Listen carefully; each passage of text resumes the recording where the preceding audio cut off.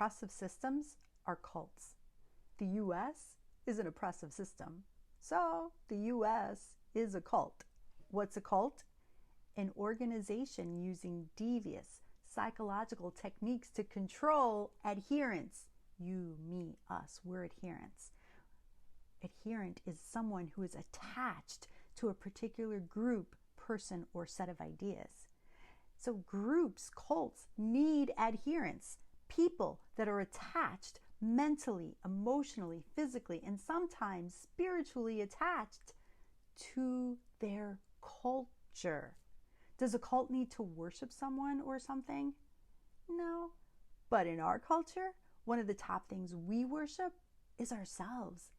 It doesn't always look or feel like that, but we're always centering ourselves. We put ourselves, our comfort, our safety, our interests, our financial interests, our ideologies on pedestals. And that is what we worship and protect. And that is what we are taught to protect, because that is the American way. According to Dr. Hassan, who focuses on mind control and cults, he uses BITE, B-I-T-E, as a model to determine authoritarian control. B is for behavioral control. Are there expectations for me to behave in certain ways as an American?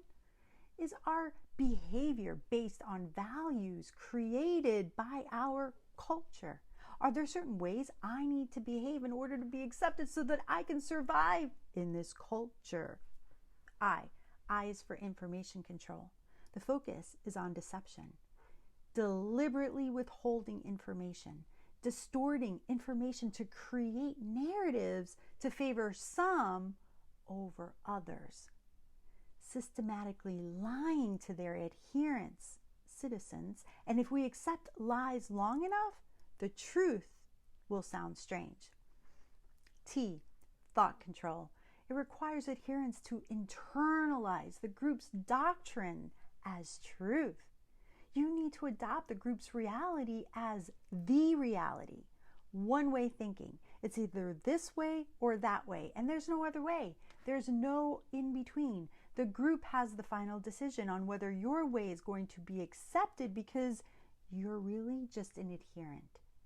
The group organizes people into us versus them and makes sure you choose us because we're the right way.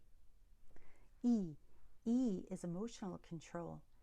Emotional control requires members to feel some things in these ways and not feel other things in other ways. They try to make the person feel like they're the problem for thinking differently. And if tensions arise, it's your fault, never the group's fault. They instill fear for thinking differently. There's shunning and rejection for those who question norms, and shunning and rejection for those who decide to leave. The truth about why someone left is avoided, and it's buried under a more suitable narrative. Oh, the adherent wasn't adhering properly. They're weak, undisciplined, to this or that. And all of that hurts, which is another form of emotional control. So, does the US sound like a cult to you? Bottom line, if you are opposing and oppressing someone's critical thinking and isolating and penalizing people for opposing systems, especially in the face of injustices, you're probably upholding a cult's values. If you're using words like, "You're dishonoring us," "Go back to where you came from," "Leave if you don't like it here," then you're probably upholding your cult's values.